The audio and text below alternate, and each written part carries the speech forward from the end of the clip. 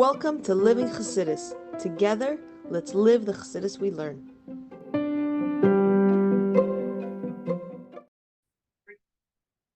Good morning, everybody, and welcome to Chassidus in the morning. 15 minutes to change our lives.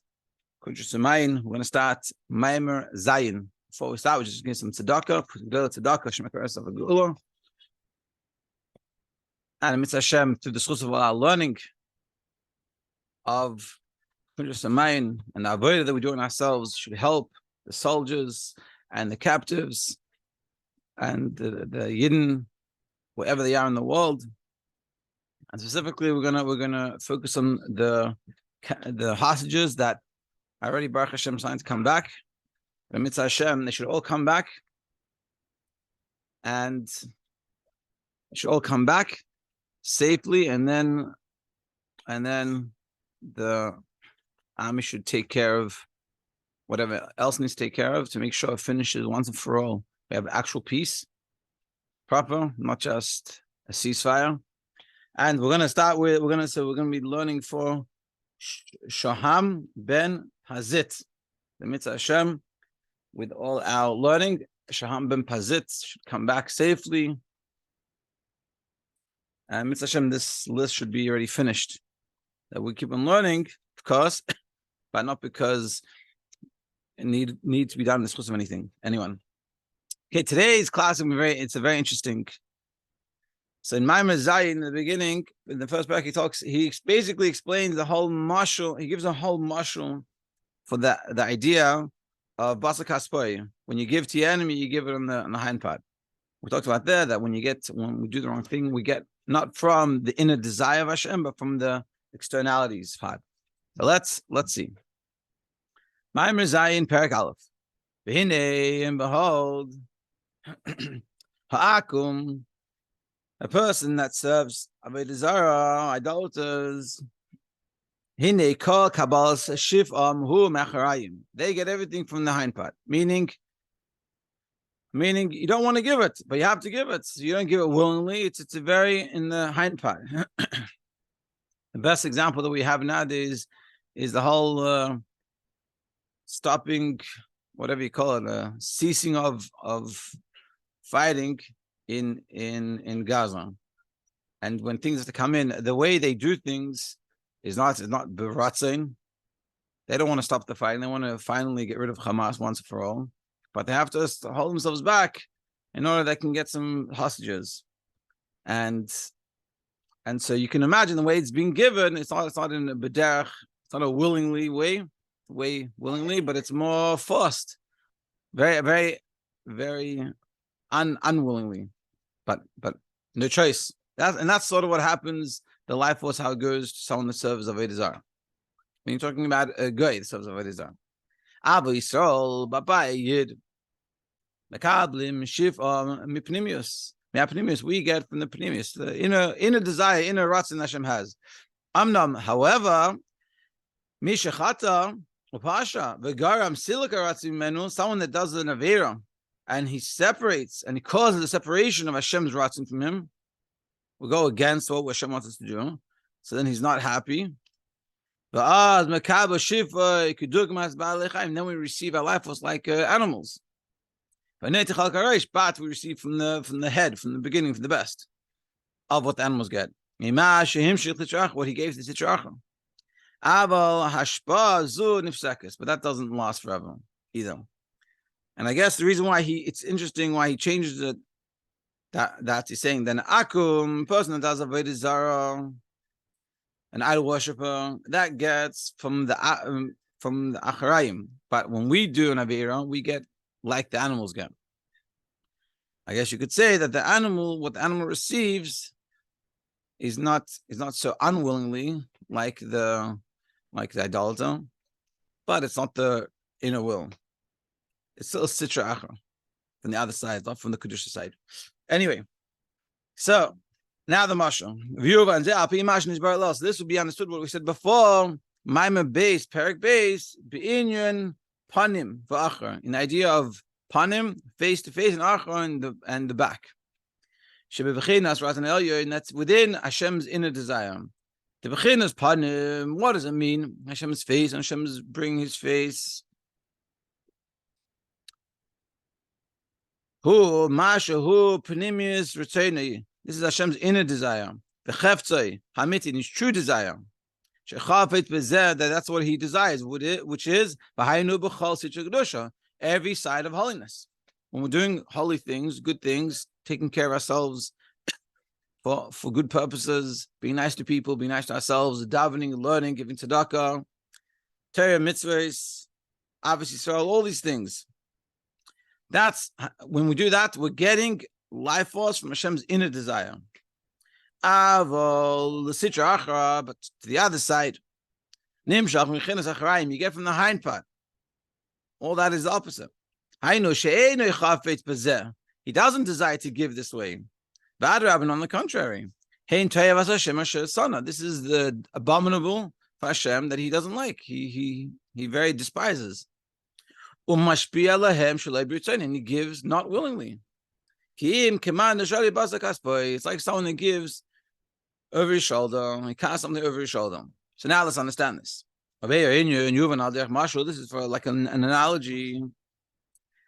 So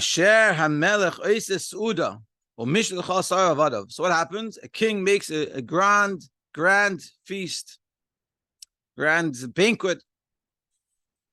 And he spends a lot of money on this. From his treasures, from his treasury. Al mishtazeh.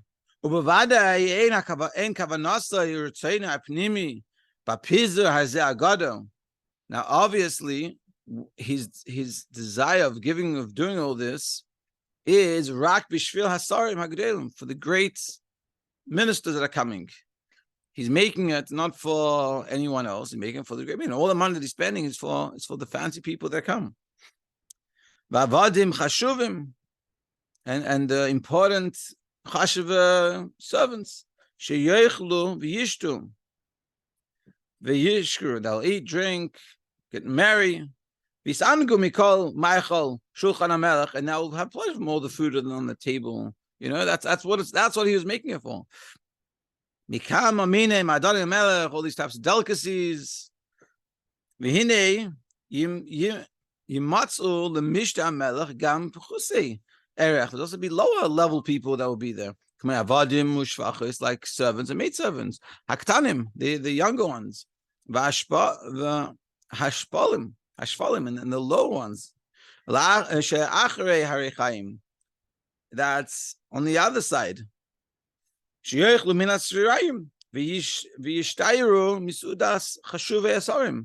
like back in the kitchen, whatever's left over, the people in the kitchen get to eat.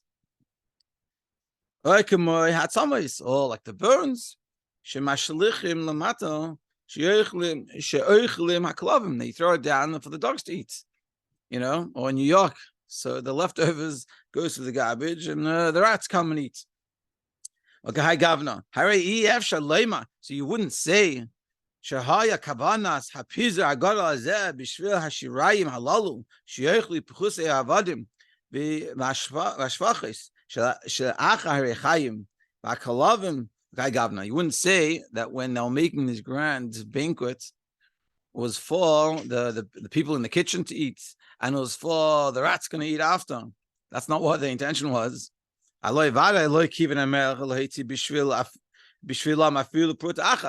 sure, the king didn't even spend 1 cent on those people. When you're making a banquet, you're not having in mind the kitchen staff. You might have to give them. They might have to get some food, or they might get all the leftovers. But that's not your intention at all. You didn't even spend 1 cent on such a thing.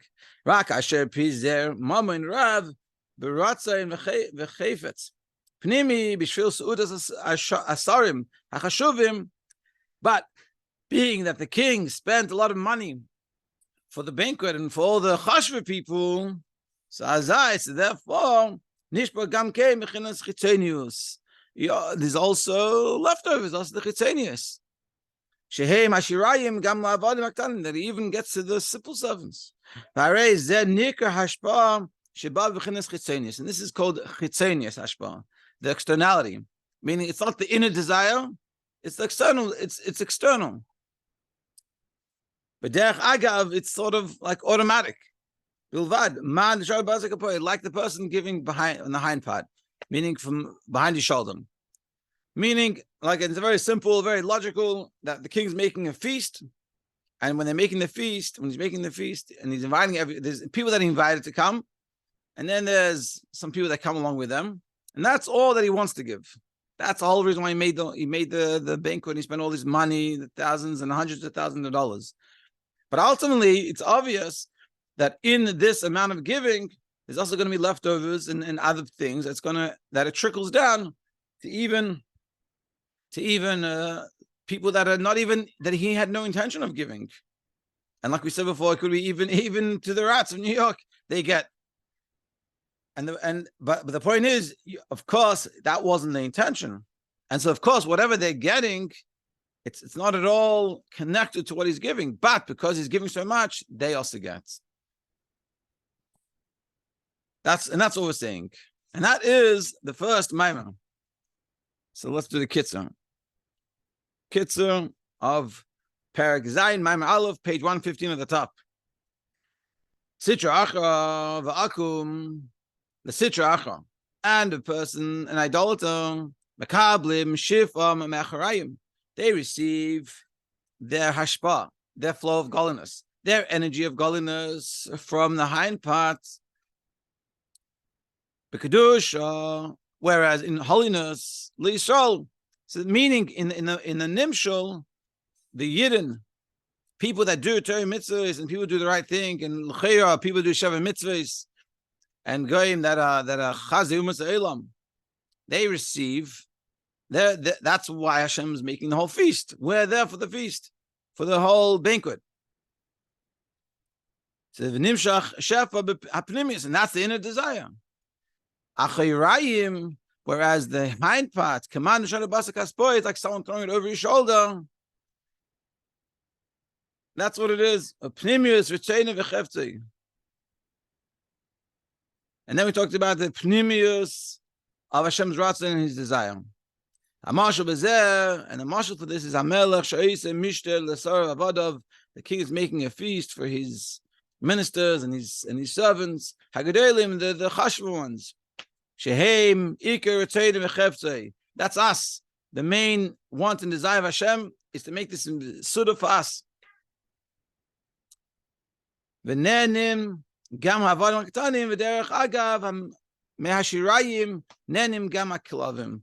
But ultimately, because of this great grand feast that he makes, there's also other people that benefit from it, which is, like we said, it's the maidservants and also the even to the extent of the dogs. And meaning Hashem's inner desire is for us. But because he gives so much, it ends up being able to be given. Also is able to get from not being given, but get from it. He's also people that serve Avodah Zarah and non-kosher things and things like this. And ultimately, we're saying if we don't behave like we should, so we sort of fall into that category of not being deserving of the table, not wanting to give us. So we have to remind ourselves to be on the table, and also the beautiful vart. And this is something it's like an undercurrent that people have to realize when you learn Chassidus. But Chassidus is sort of hanacha. Its action is this undercurrent. So therefore, everything else you hear, you have to understand through this action. This action is that we are on the king's table. We have to realize that that's who we are. We're be'etzem on the king's table. We can take ourselves off the king's table. We were born on the king's table, and that's what we just have to hang out there. That's what we should be. And when we do Torah mitzvah, it's not just doing the right thing, not just it might feel good, or even if it doesn't feel good. Not just we do what Hashem wants. We're sitting at the king's table. And we should ask ourselves, am I sitting on the king's table now? You know, when I'm making a choice, not I really want to, but I shouldn't. Is this befitting of someone that's sitting on the king's table? Am I acting like a minister by the king? Or am I acting like the dog on the floor? Do I want to get the burns? Do I want to get the best? Mitzvah Hashem, all of us, we should recognize it, and we should make that right choice and have only good. Have an amazing day.